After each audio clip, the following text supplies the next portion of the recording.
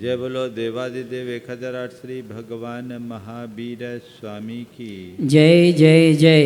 अहिंसा परमो धर्म की जय जय जय। परम पूज्य आचार्य गुरुवर श्री विद्यासागर जी महाराज की जय जय जय। बोले परम पूज्य मुनि श्री प्रमाण सागर जी महाराज की जय जय जय। नमोस्तु गुरुवर नमोस्तु। दुनिया में दो तरह के लोग हैं, एक शक्तिमान,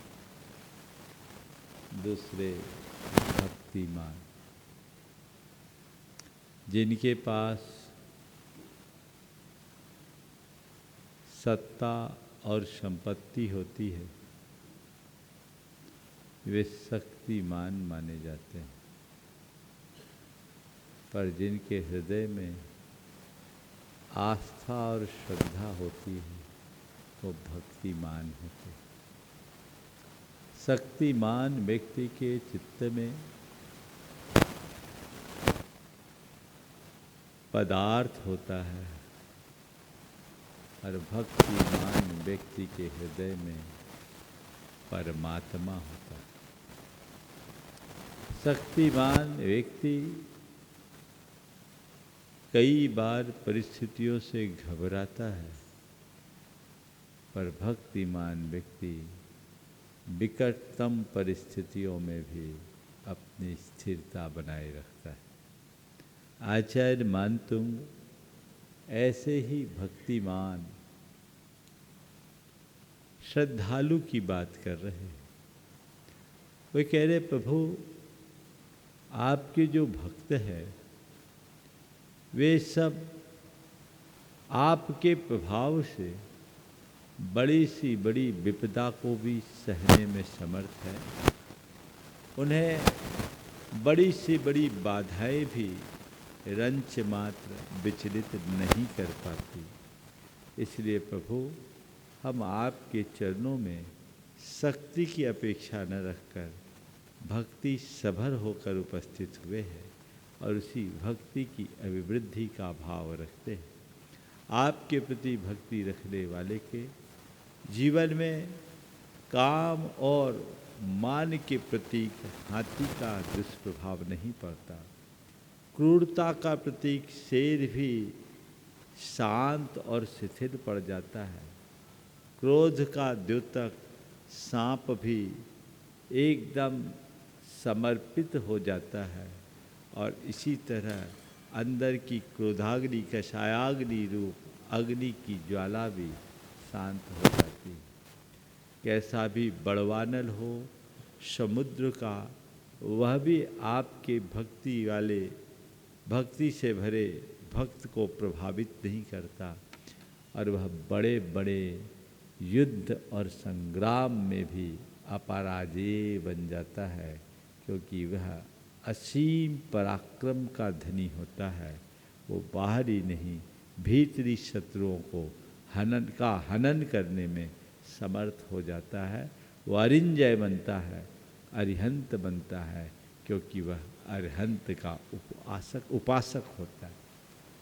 अब आगे उसी बात को बढ़ाते हुए कह रहे हैं भगवान भक्तिमान सब रोगों से पार हो जाता है। पहले छंद देखिए फिर आगे की बात।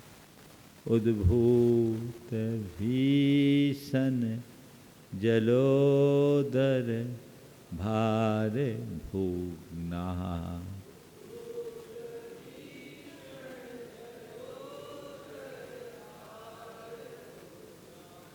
उद्भूत भीषण जलोदर भार भोगना।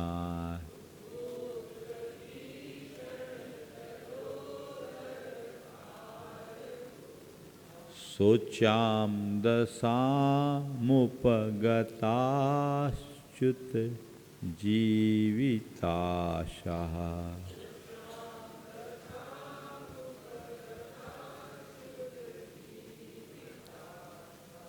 शोचाम दशामुपगताश्च्युत जीविताशः।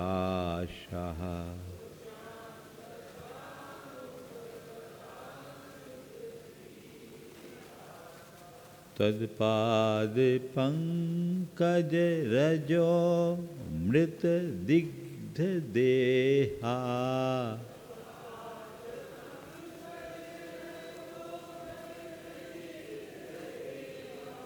तत्पाद पंकज रजो मृत दिग्ध देहा,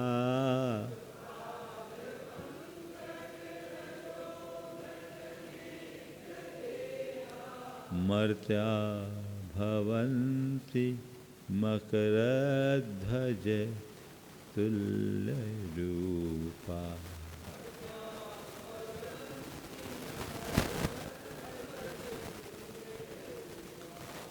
मर्त्या भवन्ति मकरध्वज तुल्यरूपा।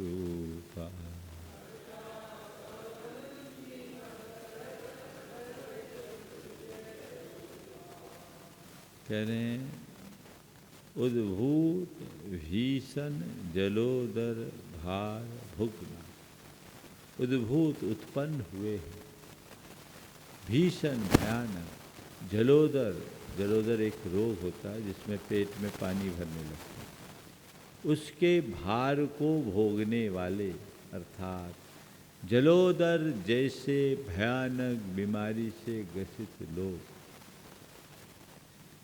सोचाम दशाम उपगता, जो सोचाम दशाम उपगता अर्थात सोचनीय दशा को प्राप्त हो गए, जिनकी दशा चिंतनीय हो गई, च्युत जीविताशा, जो जीवन की आशा से च्युत हो गए अर्थात जिनने जीने की आशा छोड़ दी है, जिनके बचने की अब कोई संभावना नहीं बची है।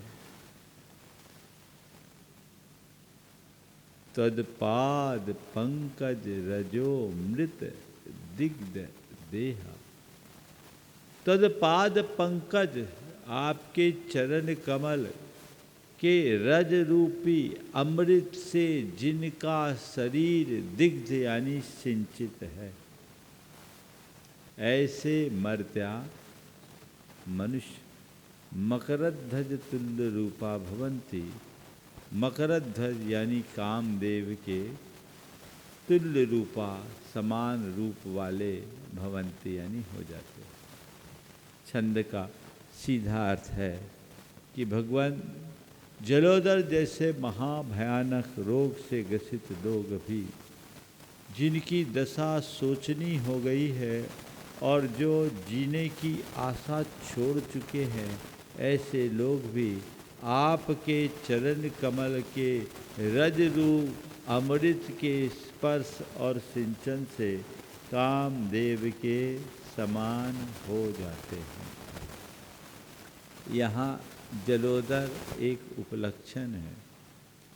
किसी भी बीमारी के लिए अगर भगवान का नाम स्मरण जोड़ा जाए तो वह भयानक से भयानक बीमारी का निवारण कर सकते हैं, उसका उपचार संभव है, उसकी चिकित्सा हो सकती है।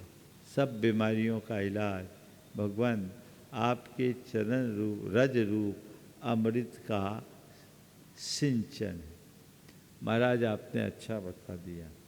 फिर तो कोई बीमारी हो तो डॉक्टर को दिखाने की ज़रूरत ही नहीं है, भगवान का नाम लो और बीमारी ठीक हो जाए। मैं आपसे कहता हूँ दावे से भगवान के नाम से बीमारी छूट जाएगी, बशर्ते आपके पास केवल भगवान का नाम हो और किसी का नाम ना हो।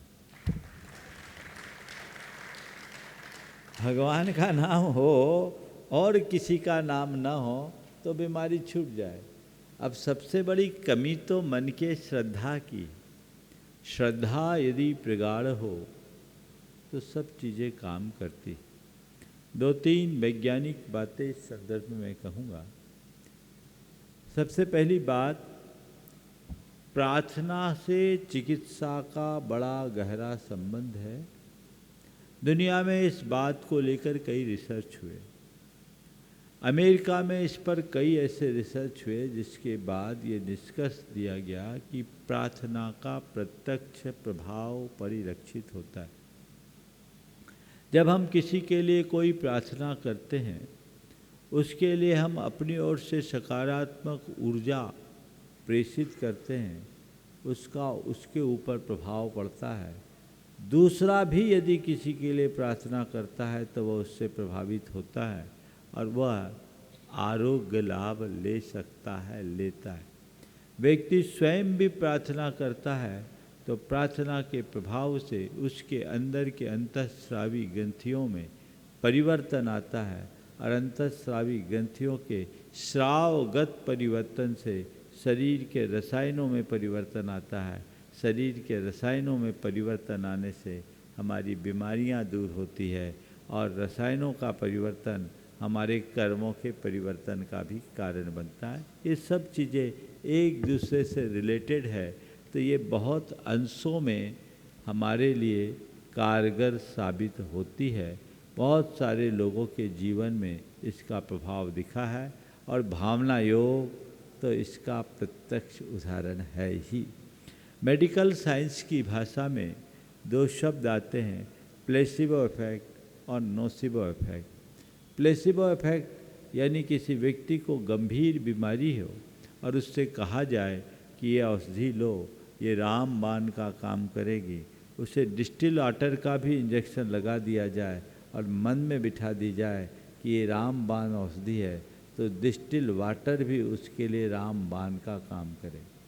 और किसी को साधारण बीमारी है और उसके लिए बिठा दिया जाए कि भैया ये तो असाध्य रोग है, इसका कोई इलाज नहीं है, तो वह साधारण बीमारी भी उसके लिए अच्छी से अच्छी औषधि भी काम नहीं करेगी और वो आदमी असमय में भी मौत का शिकार बन सकता है। तो ये चीज़ें हम सब पे अपना प्रभाव डालती है। इसलिए अगर हम पूजा प्रार्थना आदि करते हैं तो उसका सकारात्मक प्रभाव हमारे मन पर पड़ता है और उस सकारात्मक प्रभाव से हमारे अंदर का आत्मविश्वास जगता है और वह बढ़ा हुआ आत्मविश्वास हमारे जीवन का कायाकल्प कर देता है। उससे जीवन में व्यापक बदलाव घटित होता है। इसलिए प्रार्थना को इतना अधिक महत्व दिया गया। आप सबको सुनकर आश्चर्य होगा, आज से करीब 20 साल पहले मैंने एक रिपोर्ट पढ़ी थी जिसमें ये लिखा था कि अमेरिका में 125 मेडिकल यूनिवर्सिटीज़ हैं, उनमें से 85 में प्रार्थना को कोर्स में रखा गया है और बहुत सारे डॉक्टर अपने प्रिस्क्रिप्शन में प्रार्थना लिखने लगे। तो ये सब प्रकार की बीमारियां भगवान की प्रार्थना से, भगवान आपके नामस्मरण से दूर हो सकती है। पर बंधुओं, मैं आप सबसे कहना चाहता हूँ कि कोई भी बीमारी कभी भी हो, एक बात ध्यान में रखें, तन की बीमारी को तन तक सीमित रखो, उसे मन पर हावी ना होने दें। तन की बीमारी के 100 इलाज हैं, मन की बीमारी का कोई इलाज नहीं। इसलिए तन की बीमारी को तन तक रखें, उसे मन पर किसी भी अर्थ में हावी ना होने दें और मन को स्वस्थ रखेंगे तो तन अस्वस्थ रहने पर भी आप मस्त बने रहेंगे। ये प्रयास सभी को करना चाहिए। मैं ये नहीं कहता कि आप मेडिकल एड न लें, लेकिन ये बात भी ध्यान रखें, जब दवा काम नहीं करती तो दुआ ही काम करती है। और यहाँ कौन सी चिकित्सा की बात कर रहे हैं? ऐसी बीमारी जहाँ आप जीने की आशा नहीं बची, ऐसी बीमारी जहाँ स्थिति चिंतनीय बन गई। आप देखो, डॉक्टर वालों ने भी, डॉक्टर से भी बात करो तो डॉक्टर आखिरी में क्या कहते हैं? अब तो भगवान के ऊपर ही सब निर्भर है, कहते हैं ना, अब तो ऊपर वाले पर निर्भर है। डॉक्टर कहते हैं अब तो आप भगवान का नाम जपो, तो उस जगह कईयों के साथ मिराकल हो जाता है, वो चमत्कार हो जाता है। तो कहते तदपाद पंकज रजोमृत दिग्ध देहा मर्त्या भवन्ति मकरध्वज तुल्य रूपा। इस छंद का एक नया अर्थ और किया जा सकता है। यहाँ पर शरीरगत बीमारी तो है ही, पर मुझे मनोगत बीमारी भी दिखती है। दो शब्द हैं, सोचाम दशाम उपगता और चित्त जीवितासा। सोचाम दशाम उपगता यानी सोचनीय दशा को जो प्राप्त हो गए, यानी जो गंभीर चिंता से ग्रसित हो गए। किससे ग्रसित हो गए? गंभीर चिंता से, जिन्हें खूब एंजाइटी हो रही है। भगवान वो आपके नाम स्मरण करेगा, आपके प्रति श्रद्धा भक्ति रखेगा, आपके चरण रज रूप अमृत को अपने ऊपर लगाएगा तो मकरध्वज जैसा बन जाएगा। मकरध्वज का एक अर्थ कामदेव होता है तो दूसरा अर्थ सोना होता है। उसका जीवन सोने जैसा निखर उठेगा। तो अपनी चिंता को समाप्त करना है तब भगवान के चरणों में अर्पित हो जाओ, सारी चिंता खत्म हो जाएगी। और चित्त जीवितासा, जिनने जीने की आशा छोड़ दी है, यानी जिनके अंदर घोर हताशा आ गई, जो डीप डिप्रेशन में पड़े हुए हैं। ऐसे अनेक लोग जो गंभीर रूप से अवसाद ग्रसित हुए, डीप डिप्रेशन में गए, जिनके अंदर घोर एंजाइटी हुई, चिंता से ग्रसित हुए। मैंने अनेक लोगों पर यह प्रयोग कराया। भगवान के नाम स्मरण से उनका जीवन आमूल चूल परिवर्तित हुआ। नमोकार मंत्र के लेखन से, भक्तामर के पाठ से कई लोगों के जीवन में परिवर्तन हुआ। भावना योग से बहुतों के जीवन में परिवर्तन हुआ। जब मैंने भावना योग को प्रयोग में नहीं लिया था, उससे पहले का एक प्रसंग आपको सुनाता हूँ।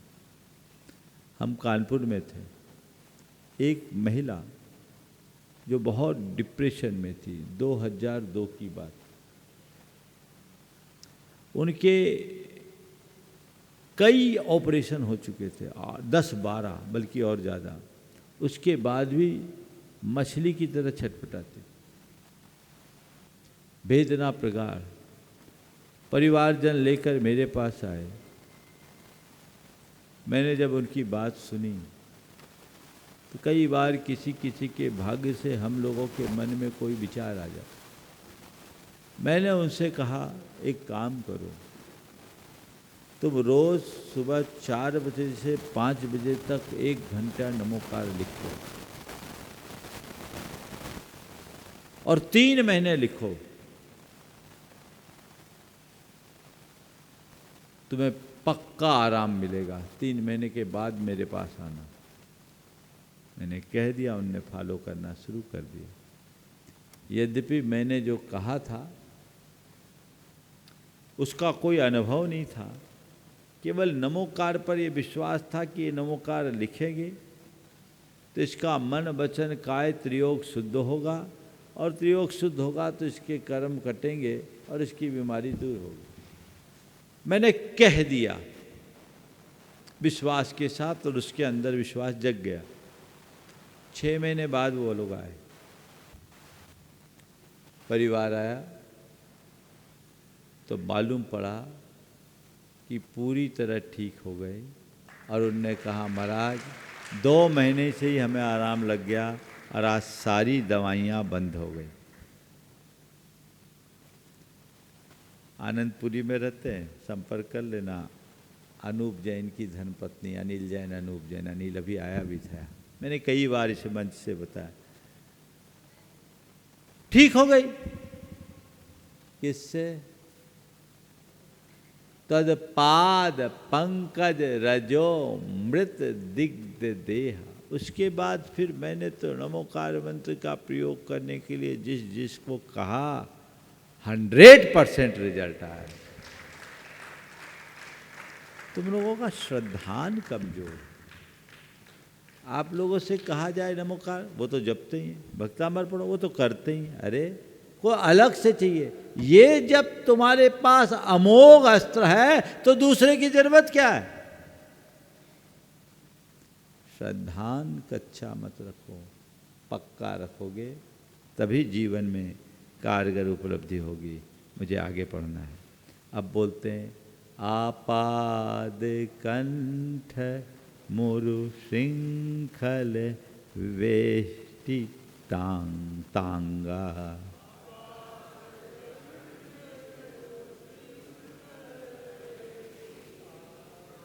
गाढ़म बृहन्निगण कोटि निघृष्ट जंघा,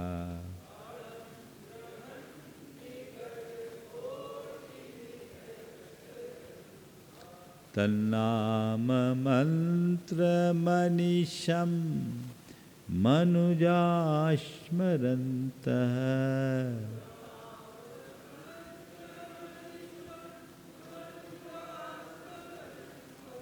सद्य स्वयं विगत बंध भया भवन्ति।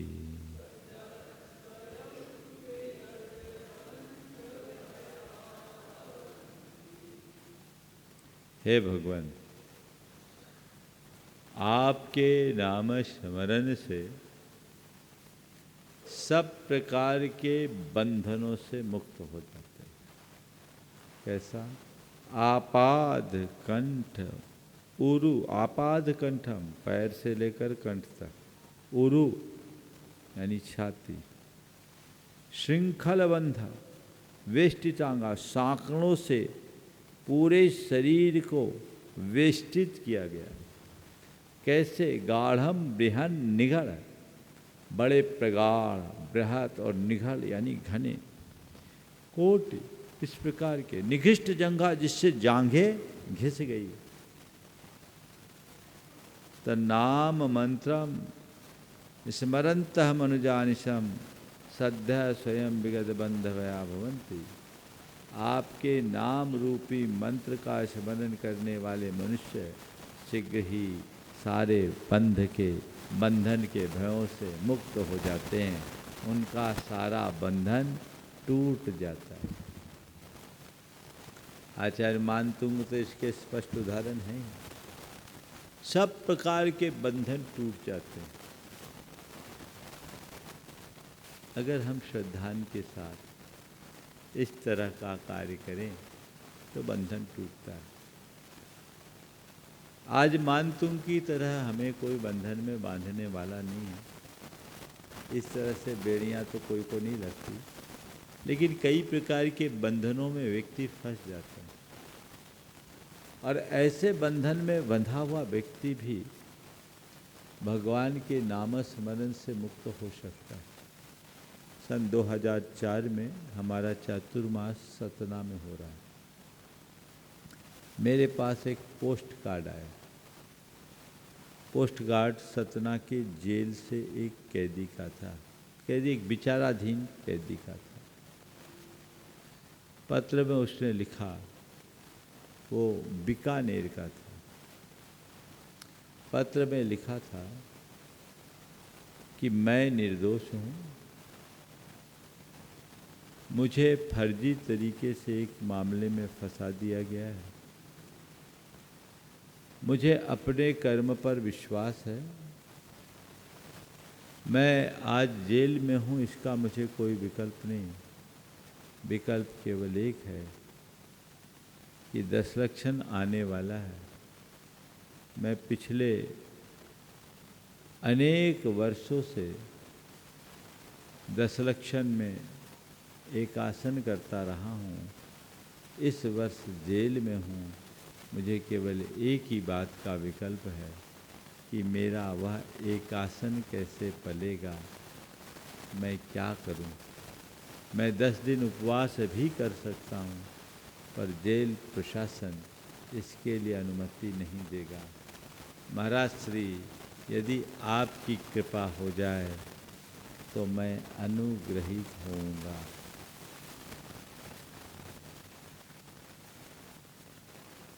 संयोग से वहाँ का जो जेलर था वो हमारे प्रवचनों में आता था। मैंने उसको पोस्ट कार्ड दिया कि जेल प्रशासन तो पढ़ करके ही भेजता है सब कुछ।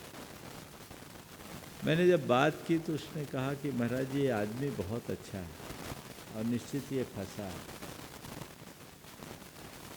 हमने कहा देखो भाई, एक धर्मी व्यक्ति है, फंस गया है, कर्म का उदय है, आप अपने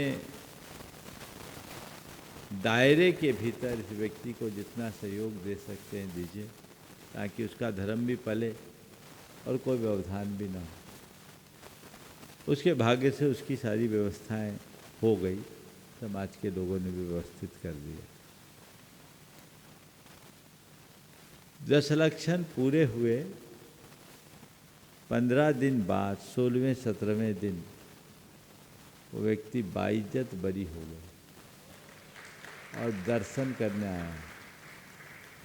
आकर के उसने बताया कि महाराज जी, मैं केवल भक्तामर का पाठ करता था, मुझे विश्वास था और भक्तामर के प्रभाव से आज मैं मुक्त हो गया। आप लोग कुछ भी होता है विचलित होते, विचलित मत होइए, स्थिरता रखिए।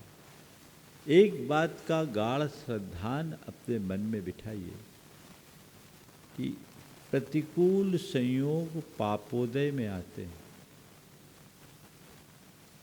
और पुण्य से ही पापोदय को नष्ट किया जा सकता है। और पुण्य जगाने का हमारे पास और कोई रास्ता नहीं है, एकमात्र है मन में सर्वश्रेष्ठ आलम्बन है भगवान की भक्ति। और भगवान की भक्ति का सबसे सरल माध्यम है अणमोकार और भक्तामर।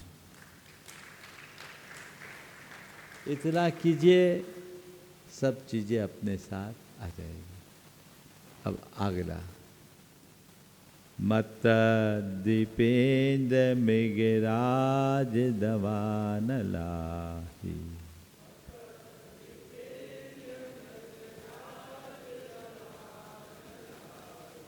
संग्राम वारधि महोदर बंधनोत्थम,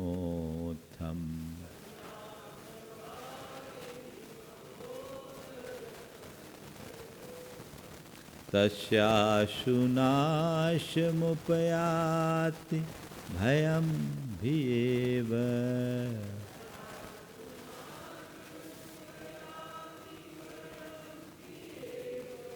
यस्तावकं स्तवमिमं मतिमान धीते।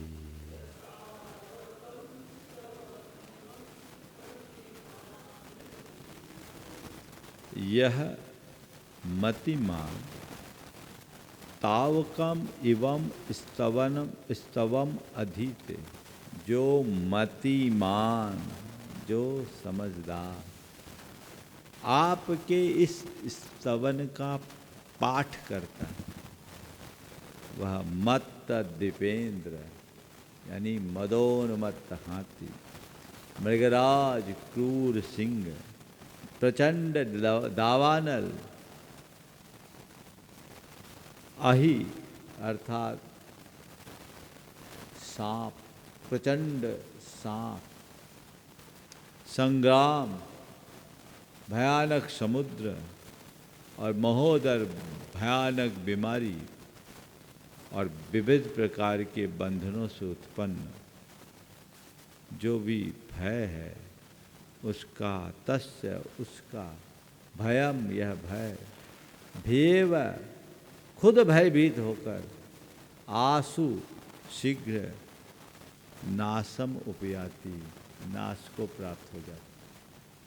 जो व्यक्ति आपके इस स्तवन का, जो मतिमान आपके इस स्तवन का पाठ करता है, नियमित पाठ करता है, उसके लिए मदोन्मत्त हाथी, क्रूर सिंह, प्रचंड दावानल, क्रोधोद्धत सांप, भयंकर संग्राम, उफनता सागर, भयानक रोग और कैसा भी बंधन हो, इनसे उत्पन्न सारा भय स्वयं भिया भयभीत होकर, भयभीत भिये व भिया इव, भयभीत होने की तरह अस्यास आसुनाशम उपयाति, शीघ्र नाश को प्राप्त हो जाता है। ये चीज़ें भले नष्ट न हों पर उसका भय भी नष्ट हो जाता है। जिसके हृदय में प्रभु होते हैं उसको किसी का डर नहीं सताता। सब प्रकार के भयों का निवारण भगवान के इस आराधन से हो जाता है। अगला आज उपसंहार करके आज ही खत्म कर देते हैं। आचार्य मानतुंग ने पाठ किया, नहीं आज ही करते हैं, आज गुरुवार पुष्योत नक्षत्र खत्म करते हैं। आचार्य मानतुंग ने 47 काव्य लिख दिए। एक कल्पना है, और उनने अपने दरबारियों से कहा, राजा भोज से कहा, दरबारी आपके एक से इतने सारे दरबारी, आपने मेरा प्रभाव तो देख लिया। मैंने 47 ताले तोड़ दिए। अब जी जितने बैठे हैं सब मिलके एक तोड़ दे। आपने 48 बांध के दिखा दिए, एक तोड़ के दिखाओ तब जाने। अब सब समस्या में ग्रसित हो गए। अब कैसे तोड़े? नहीं तोड़ते तो राजा का कोप भाजन, और तोड़े तो ताकत नहीं, क्या करे। दोनों तरफ से गए, अब क्या कर सकते हैं, सब समस्या से ग्रसित हो गए। अंततः राजा समेत सब चरणों में आ गए और कहा, प्रभु आपको और आपके प्रभु को हम मान गए, हम आपके आगे कुछ नहीं हैं। और तब अंतिम ये छंद रचकर आचार्य मानतुंग ने हम सब के लिए एक कुंजी दे दी कि ले, किसी को बंधन में डालना मत, पर कोई तुम्हें बंधन में डाले तो इस कुंजी का उपयोग करना। इस कुंजी से सब बंधन का ताला टूट सकता है। वो क्या है देखिए, स्तोत्र सजम तव जिनेन्द्र गुणैर निबद्धा,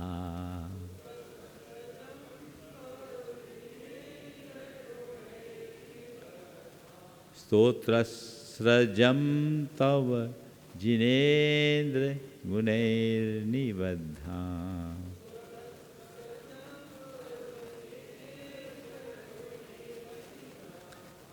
भक्त्या मया रुचिर वर्ण विचित्र पुष्पा,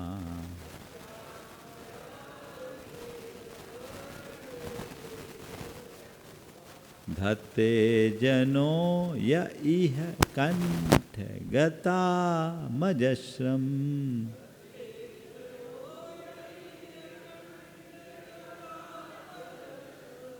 धत्ते जनो य इह कंठ गता मजस्रम,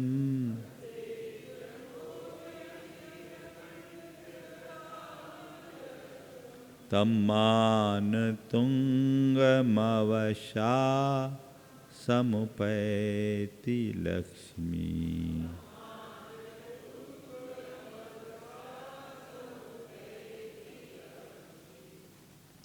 हे जिनेन्द्र भगवान, स्तोत्र सजम, ये स्तोत्र रूपी सज यानी माला हो।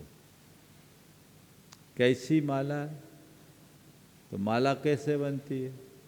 उसमें एक तो डोर होती है, फिर फूल होते हैं, तो फूलों से माला गूंथी जाती है। तो मैंने एक कुछ नहीं किया, मैंने तो एक माला गूंथी है। और ऐसी माला जिसको अपने गले में डालने वाला माला माल हो जाए, उसका जीवन निहाल हो जाए। तो भगवान, मैंने आपके स्तोत्र रूपी माला को गूंथा है, सजा है। कैसे? तो गुणैर निबद्धा, आपके गुणों से निबद्ध, अर्थात गुण का अर्थ होता है डोरी, और गुण आपके गुणों से संबद्ध है। आपके गुण रूपी डोरी से संबद्ध मैंने ये स्तोत्र रूपी माला को गूंथा है। कैसे?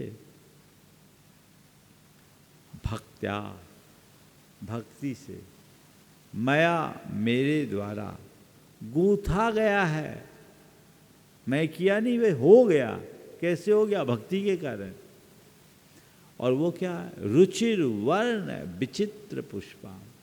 रुचिर में अपने अपने पसंद के विविध वर्णों और विचित्र प्रकार के व्यंजनों रूप पुष्पों से।